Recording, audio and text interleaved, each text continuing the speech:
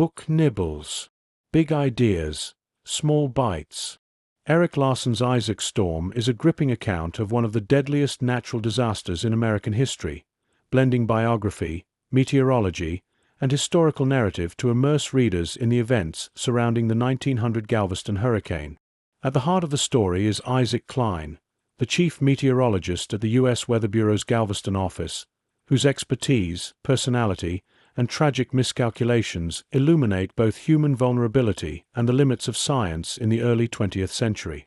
Larson masterfully combines the biography of a man with the unfolding story of a hurricane that would claim over 8,000 lives, providing a detailed, human-centered examination of how knowledge, hubris, and circumstance intersected in a disaster of historic proportions. From the outset, Larson situates the reader in Galveston, a thriving port city on the Texas Gulf Coast, bustling with commerce, optimism, and a sense of invulnerability despite its precarious geography. Built on a narrow barrier island and only a few feet above sea level, Galveston was highly susceptible to storms, yet residents largely ignored the risks, trusting in seawalls, optimism, and their own experience. Larson details the city's social and economic environment, illustrating how the combination of growth, ambition, and geographic vulnerability created conditions ripe for disaster. The island's unique position made it a hub of shipping, immigration, and commerce, fostering a bustling community that both underestimated and romanticized the power of the Gulf's waters. Isaac Cline, central to Larson's narrative, emerges as a complex and compelling figure. A skilled meteorologist with the U.S. Weather Bureau, he was respected for his intelligence, keen observational skills, and commitment to science. However, he also possessed a degree of confidence and hubris that would later factor tragically into the disaster. Cline had studied hurricanes extensively and believed that Galveston was relatively safe due to its geography, underestimating the potential for a catastrophic storm surge. Larson portrays Cline as both a product of his time and a man of intellect constrained by the limited scientific understanding of early hurricane prediction, making him simultaneously heroic and humanly flawed. The narrative also explores the history of meteorology and the limitations of scientific knowledge at the turn of the 20th century. The Weather Bureau, still in its infancy, relied heavily on telegraphs, rudimentary instruments, and incomplete understanding of storm behavior. Forecasting was an inexact art, with methods based more on observation and experience than predictive modeling or advanced technology. Larson emphasizes the tension between the ambition of scientists like Cline and the practical limitations imposed by technology, illustrating how confidence in incomplete knowledge can have catastrophic consequences. The story underscores that even the most skilled observers are vulnerable when the natural world defies expectation. As August 1900 approaches, the Gulf of Mexico shows early signs of storm activity, but these are dismissed or underestimated by many, including Isaac Cline himself. Larson meticulously reconstructs the meteorological signs, the barometric pressure changes, the sudden shifts in wind, the unusual cloud formations, painting a picture of a storm growing in strength and unpredictability. Despite these warning signs, public awareness and preparation were minimal. The Weather Bureau issued vague alerts, hampered by both technological constraints and bureaucratic caution, reflecting a broader societal underestimation of natural hazards. Larson conveys the tension building as the storm's trajectory and intensity became increasingly ominous, highlighting the interplay between human perception, scientific limitations, and nature's overwhelming power. Cline's personal observations during the storm are central to the narrative. He noted early indications of rising tides and shifting winds, recognizing the storm's unusual severity. Larson recounts Cline's attempts to warn city officials and residents, only to encounter resistance, disbelief, and bureaucratic inertia. This tension illustrates a recurring theme in the book, the gap between knowledge and action, and how human pride, denial, and misunderstanding can amplify the destructive impact of natural disasters. Cline's warnings, though informed, were insufficient to spur widespread preparation, demonstrating how even accurate insight can fail to prevent catastrophe when societal and institutional factors impede response. The hurricane's approach was characterized by escalating terror and confusion. Larson captures the sequence of events in vivid detail: the sudden rise of the water, the roar of the winds, and the escalating destruction as the storm battered the island. Galveston's residents, many of whom had little experience with hurricanes of such magnitude, initially underestimated the danger. People attempted to flee, secure property, or ride out the storm, only to be overwhelmed by the combination of storm surge, high winds, and structural vulnerability. Larson emphasizes the randomness and inevitability of the disaster. Preparation could mitigate, but not eliminate, the storm's devastation. The narrative conveys both the immediacy of human experience in disaster and the inexorable forces of nature that outpace human planning.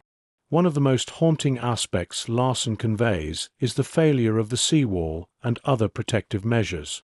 At the time, Galveston had some levees and rudimentary flood defenses, but they were insufficient for a storm of this magnitude. The surge overwhelmed barriers, flooding streets, destroying homes, and sweeping entire neighborhoods into the Gulf. Larson's meticulous description of structural failure underscores the interplay between human ambition and environmental reality. A growing, prosperous city built on a vulnerable island was unable to withstand the forces it sought to master. The storm surge not only destroyed property, but reshaped the collective consciousness of Galveston, creating a profound sense of loss and vulnerability that would reverberate for generations. Cline's role during the hurricane highlights both his courage and the limitations of human intervention. He braved the storm to rescue individuals, attempted to organize relief, and documented the unfolding disaster, providing an eyewitness account that would later inform historical understanding. Larson portrays Cline's actions as heroic, yet also constrained by circumstances beyond control. While his knowledge and bravery saved some lives, the overwhelming scale of the hurricane rendered individual efforts only partially effective. This duality emphasizes a central theme: human action matters, but it is not omnipotent against the forces of nature. Larson's narrative conveys the tension between heroism and helplessness, showing the complexity of human response in crisis. The aftermath of the hurricane was staggering. Over 8,000 people lost their lives, making it the deadliest natural disaster in U.S. history at the time. Larson documents the human suffering in vivid, empathetic detail: families torn apart, homes and businesses destroyed, and the emotional and psychological trauma of survivors. Recovery was slow, complicated by the scale of destruction, limited infrastructure, and the logistical challenges of providing aid to an isolated island. Larson conveys not just the physical devastation but the social and emotional upheaval, showing how disaster reshapes community, identity, and resilience. The hurricane left a permanent mark on Galveston's history, altering its development and leaving enduring lessons about risk, preparation, and human vulnerability. Larson also explores the personal consequences for Isaac Cline. In the hurricane's wake, he faced both professional and personal scrutiny. Many criticized his earlier underestimation of the storm, questioning whether his decisions had exacerbated the disaster. Larson illustrates the complexity of blame in natural disasters.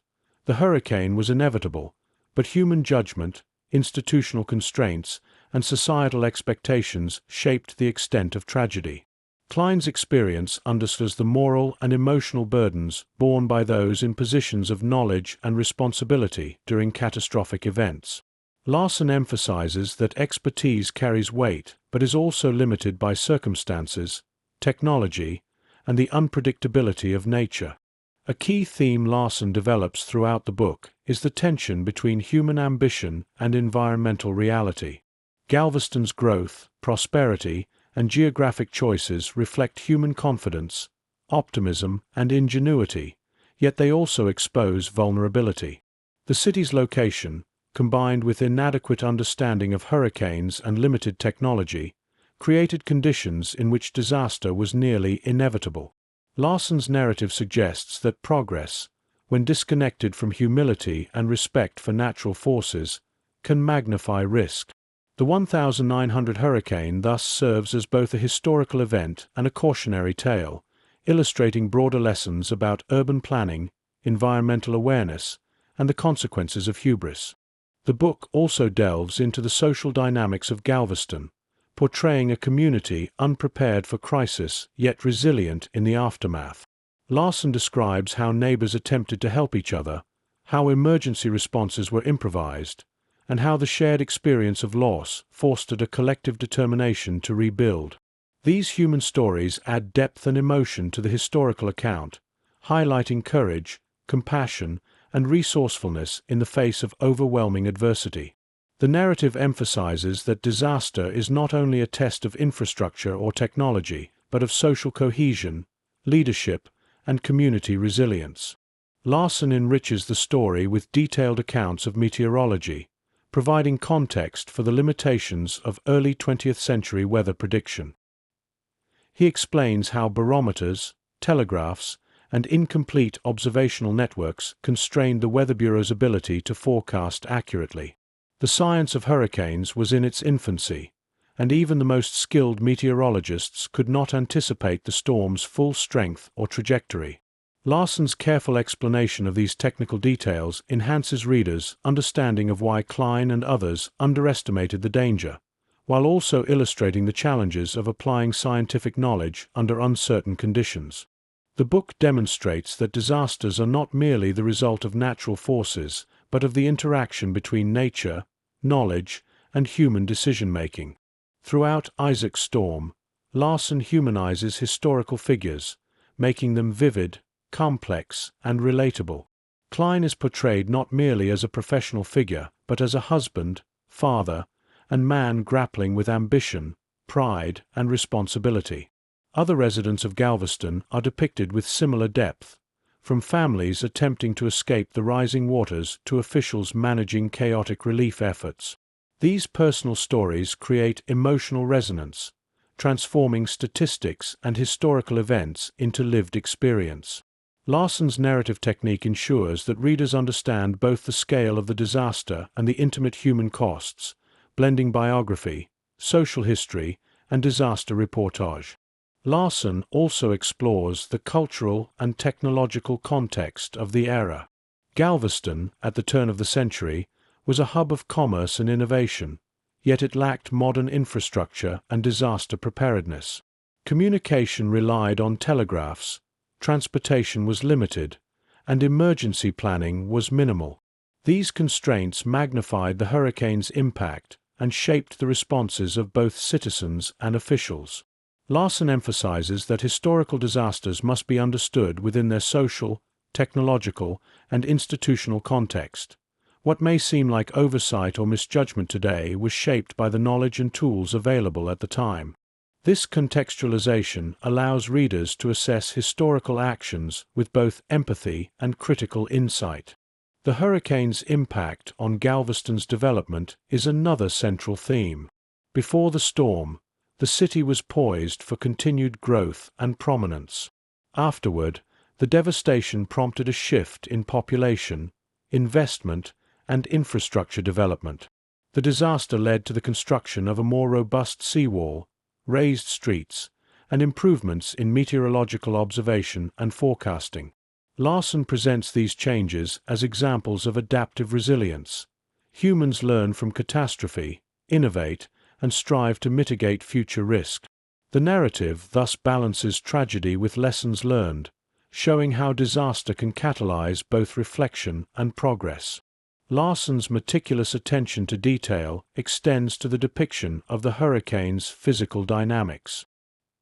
He describes the wind speeds, the storm surge, the torrential rain, and the chaotic interplay of environmental forces with human settlements. These vivid descriptions immerse the reader in the unfolding disaster, creating a sense of immediacy and tension. Larson also documents the randomness of survival, why some structures held, why some people were saved, and why others were lost. This attention to both macroscale meteorology and microscale human experience emphasizes the complexity of disaster, illustrating that while patterns and science provide understanding, chance and circumstance play a powerful role. Throughout the book, Larson maintains a balance between narrative tension and historical accuracy. He reconstructs timelines, telegraph exchanges, personal accounts, and official records to provide a coherent and compelling account of the hurricane. This approach allows readers to experience the storm almost in real time, understanding both its scientific dimensions and its human consequences. The narrative structure, combining biography, social history, and meteorological detail, creates a multi-layered account that is both emotionally engaging and intellectually informative.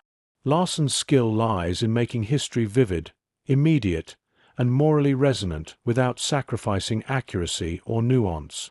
In addition to documenting the 1900 hurricane, Larson examines the broader implications of human understanding, risk, and preparation. The story serves as a meditation on the limits of knowledge, the dangers of complacency, and the ethical responsibilities of those in positions of expertise. Cline's life illustrates how skill, courage, and intelligence can coexist with fallibility, and how human error interacts with natural forces to produce catastrophe. Larson's narrative underscores that disasters are not simply external events. They are shaped by human decision-making, perception, and social context. The interplay of natural and human factors creates a story that is as much about morality, judgment, and responsibility as it is about meteorology or history. Larson also emphasizes the emotional toll on survivors.